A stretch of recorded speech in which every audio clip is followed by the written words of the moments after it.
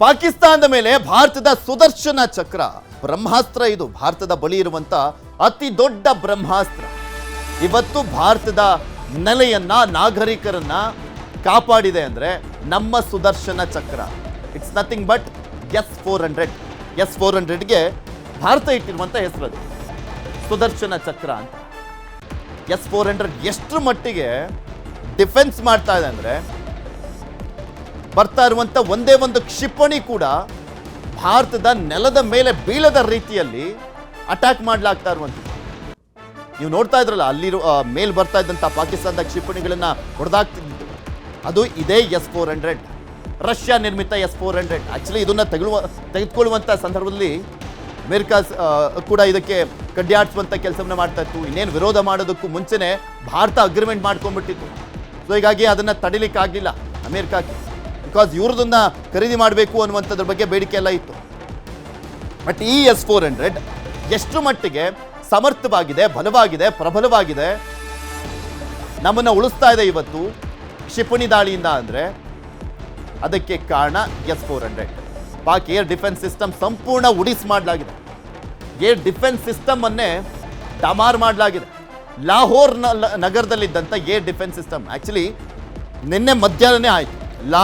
ಲಾಹೋರ್ನಲ್ಲಿ Lahore over ಆಗಿ ಹೋಗಿದೆ. ಈಗ ಲಾಹೋರ್ ಕಥೆನೇ ಮುಗ್ದೋಗಿದೆ ಅನ್ನುವ ರೀತಿಯಲ್ಲಿದೆ ಲಾಹೋರ್ನ ಪರಿಸ್ಥಿತಿ.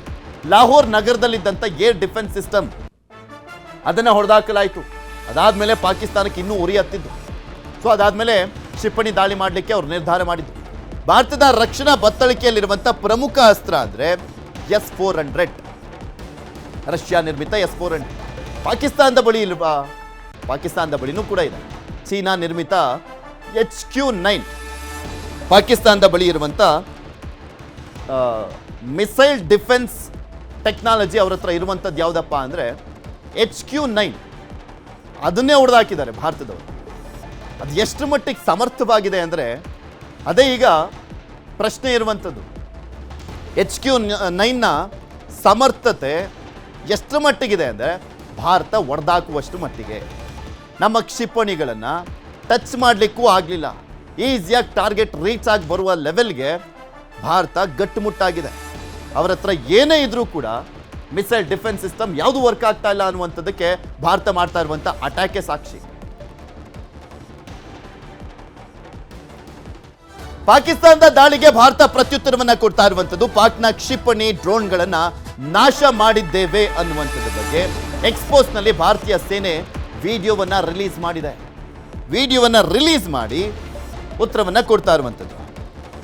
ಅವರು ಮೊನ್ನೆ ಭಾರತದ ಆಪರೇಷನ್ ಸಿಂಧೂರ್ ಆದಂಥ ಸಂದರ್ಭದಲ್ಲಿ ಮಾಧ್ಯಮದಲ್ಲಿ ಅಲ್ಲಿನ ರಕ್ಷಣಾ ಸಚಿವ ಕೂತ್ಕೊಂಡಿದ್ದ ಖ್ವಾಜಾ, ಆತನ ಕೇಳ್ತಾರೆ 5 ಏರ್ಕ್ರಾಫ್ಟ್ ಹೊಡೆದಾಕಿದ್ದೀವಿ ಅಂತ ಹೇಳಿದ್ರಲ್ಲ, ಏನು ಸಾಕ್ಷಿ ಇದೆ ಅಂತ. ಸೋಷಿಯಲ್ ಮೀಡಿಯಾದಲ್ಲಿ ಸಾಕ್ಷಿ ಇದೆ ಅಂತ ಹೇಳ್ತಾನೆ. ಲೆಕ್ಕ ಹಾಕಳಿ ಯಾವ ಲೆವೆಲ್ಲಿಗೆ ಅವ್ರು ಹೋಗಿದ್ದಾರೆ ಅಂದರೆ ಸೋಷಿಯಲ್ ಮೀಡಿಯಾದಲ್ಲಿ ಸಾಕ್ಷಿ ಇದೆ ಅಂತ. ಇವ್ರ ಹತ್ರ ಒಂದೇ ಒಂದು ವಿಡಿಯೋ ಇಲ್ಲ, ಮೊದಲೇ ಹೊಡೆದಾಕಿಲ್ಲ, ಅದನ್ನು ಸುಳ್ಳು ಬೇರೆ ಹೇಳಿದರು. ಸಾಕ್ಷಿಗೆ ಒಂದೇ ಒಂದು ಪುರಾವೆ ಇರಲಿಲ್ಲ, ಯಾಕೆಂದರೆ ಟಚ್ಚೇ ಮಾಡೋಕ್ಕಾಗಿರಲಿಲ್ವ ಭಾರತವನ್ನು. ಭಾರತ ಹತ್ರ ಪ್ರತಿಯೊಂದು ಕೂಡ ಸಾಕ್ಷಿಗಳಿದ್ದಾವೆ, ಅದನ್ನು ಪೋಸ್ಟ್ ಮಾಡಲಾಗ್ತದೆ, ಅದನ್ನು ನಿಮಗೆ ತೋರಿಸ್ತಾ ಇದ್ದೀವಿ. ಸಾಕ್ಷಿ ಸಮೇತ ಭಾರತ ಉತ್ತರವನ್ನು ಕೊಡ್ತಾ ಇರುವಂಥದ್ದು. ಎಕ್ಸ್ಪೋಸ್ನಲ್ಲಿ ಭಾರತೀಯ ಸೇನೆ ವಿಡಿಯೋವನ್ನು ರಿಲೀಸ್ ಮಾಡಿದೆ. ಪಾಕ್ನ ಹಲವು ಕ್ಷಿಪಣಿಗಳನ್ನು ಹೊಡೆದುಳಿಸಿದ್ದೇವೆ, ರಾಷ್ಟ್ರದ ಸಾರ್ವಭೌಮತ್ವ ಕಾಪಾಡಲಿಕ್ಕೆ ಸೇನೆ ಬದ್ಧ ಅಂತ ಎಕ್ಸ್ನಲ್ಲಿ ಪೋಸ್ಟ್ ಮಾಡಲಾಗಿದೆ. ನಮಗೆ ಈ ವಿಡಿಯೋ ಏನು ಇವಾಗ ಬರ್ತಾ ಇದೆ, ಅಲ್ಲಿನ ಸ್ಥಳೀಯರೇ ಕೊಡ್ತಾ ಇದ್ದಾರೆ ವಿಡಿಯೋಗಳನ್ನು. ಜಮ್ಮು ಕಾಶ್ಮೀರದಲ್ಲಿ, ರಾಜಸ್ಥಾನದಲ್ಲಿ, ಗುಜರಾತ್ನಲ್ಲಿ, ಪಂಜಾಬ್ನಲ್ಲಿ. ಯಾಕೆಂದರೆ ಅದು ಕಣ್ಣಿಗೆ ಕಾಣಿಸ್ತಾ ಇರುವಂಥ ಅಟ್ಯಾಕ್. ಕಣ್ಣಿಗೆ ಕಾಣಿಸ್ತಾ ಇರುವಂಥ ಅಟ್ಯಾಕ್ ಎಷ್ಟು ಮಟ್ಟಿಗಿದೆ ಅಂದರೆ ವಿಡಿಯೋದಲ್ಲಿ ಸೆರೆ ಹಿಡಿಯುವ ಮಟ್ಟಿಗೆ ಎಷ್ಟು ನೀಟಾಗಿ ಹೊಡೆದಾಗ್ತಾ ಇದೆ ಭಾರತ ಅನ್ನುವಂಥದ್ದಕ್ಕೆ ಸಾಕಷ್ಟು ಜನರ, ಸಾವಿರಾರು ಜನರ ಮೊಬೈಲ್ನಲ್ಲಿ ಸೆರೆಯಾಗಿದೆ ದೃಶ್ಯಾವಳಿ. ಇನ್ನು ಭಾರತ ನಾವು ಹೇಗೆ ಅಟ್ಯಾಕ್ ಮಾಡಿ ಹೊಡೆದಾಕಿದ್ದೀವಿ ಅನ್ನುವಂಥದ್ದಕ್ಕೆ ನೀಟಾದಂಥ ಒಂದು ವಿಡಿಯೋವನ್ನು ಕೂಡ ರಿಲೀಸ್ ಮಾಡಲಾಗಿದೆ. ಅಂದರೆ ಇದು ಲಾಂಚ್ ಆದಾಗಿಂದ ನಂತರ ಲ್ಯಾಂಡ್ ಆಗೋವರೆಗೂ ಆ ವಿಡಿಯೋವನ್ನು ರಿಲೀಸ್ ಮಾಡಲಾಗಿರುವಂಥದ್ದು. ಸ್ಯಾಟಲೈಟ್ ಇಮೇಜಸ್ ಇವು ಭಾರತದ ಅಧಿಕೃತ ಖಾತೆಯಿಂದ ಪೋಸ್ಟ್ ಆಗಿರುವಂಥದ್ದು.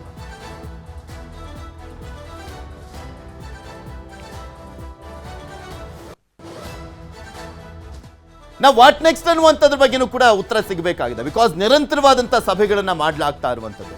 ನರೇಂದ್ರ ಮೋದಿ ಅವರ ನೇತೃತ್ವದಲ್ಲಿ ಸಭೆಗಳು ನಡೀತಾ ಇದ್ದಾವೆ. ರಕ್ಷಣಾ ಸಚಿವರ ನೇತೃತ್ವದಲ್ಲಿ, ಗೃಹ ಸಚಿವರ ನೇತೃತ್ವದಲ್ಲಿ, ಮತ್ತೊಂದು ಕಡೆ CDS ಅವರು ಸಭೆಯನ್ನು ಸೇರ್ತಾ ಇದ್ದಾರೆ. ಆರ್ಮಿಯವ್ರ ಸಭೆ, ಏರ್ ಫೋರ್ಸ್ ಅವ್ರ ಸಭೆ, ನೌಕಾನೆಲೆಯವರು ಸಭೆ, ಈ ರೀತಿಯಾಗಿ ನಿರಂತರ ಸಭೆಗಳಾಗ್ತಾ ಇದೆಯಲ್ಲ. ವಾಟ್ ನೆಕ್ಸ್ಟ್ ಅನ್ನುವಂಥದ್ದಕ್ಕೂ ಕೂಡ ಉತ್ತರ ಸಿಗಬೇಕಾಗಿದೆ. ಬಿಕಾಸ್ ಒಂದು ಕಡೆ ಡಿಎಸ್ಕಲೇಟ್ ಮಾಡಿ ಅನ್ನುವಂಥ ಪ್ರೆಷರ್ ಈಗ ಪಾಕಿಸ್ತಾನದ ಮೇಲೆ ಇರುವಂಥದ್ದು. ಬಿಕಾಸ್ ನಿಮ್ಮ ದೇಶ ಉಳ್ಕೊಳ್ಬೇಕು ಅಂದರೆ ಡಿಎಸ್ಕಲೇಟ್ ಮಾಡಿದ್ರೆ ಸರಿ ಅನ್ನುವಂಥ ಪ್ರೆಷರನ್ನು ಹಾಕಲಾಗ್ತಾ ಇದೆ. ಆದರೆ ಭಾರತ ಅವ್ರು ಏನಾದರೂ ಸುಮ್ಮನಾಗದೆ ಹೋದ್ರೆ ನಾವಂತೂ ಅವ್ರನ್ನ ಸಮಾಧಿ ಮಾಡಿಬಿಡ್ತೀವಿ ಅನ್ನುವ ಲೆವೆಲ್ಗೆನೆ ಪ್ರತಿದಾಳಿಯನ್ನು ಮಾಡ್ತಾ ಇರುವಂಥದ್ದು. ಅದರಲ್ಲೂ first time after almost 54 years ಆದಮೇಲೆ ಈವನ್ ನೌಕಾದಳನೂ ಕೂಡ ಆಕ್ಟಿವ್ ಆಗಿ ದಾಳಿಯನ್ನು ಮಾಡ್ತಾ ಇದೆ. ಕರಾಚಿ ಮೇಲೆ ದಾಳಿ ಮಾಡಿರುವಂಥದ್ದು ನಿಮಗೂ ಕೂಡ ಗೊತ್ತಿದೆಯಲ್ಲ. ಸೊ ಹೀಗಾಗಿ ಭಾರತ ಸರ್ವರ್ ರೀತಿಯಲ್ಲೂ ಅಟ್ಯಾಕ್ ಮಾಡ್ತಾ ಇರುವಂಥ ಹಿನ್ನೆಲೆಯಲ್ಲಿ ಪಾಕಿಸ್ತಾನ ಅಂತೂ ನಡುಗೋಗ್ತಾ ಇದೆ. ಪುಕ ಪುಕ ಅನ್ನುವಂಥ ಪರಿಸ್ಥಿತಿ ಅಲ್ಲಿ ಇರುವಂಥದ್ದು.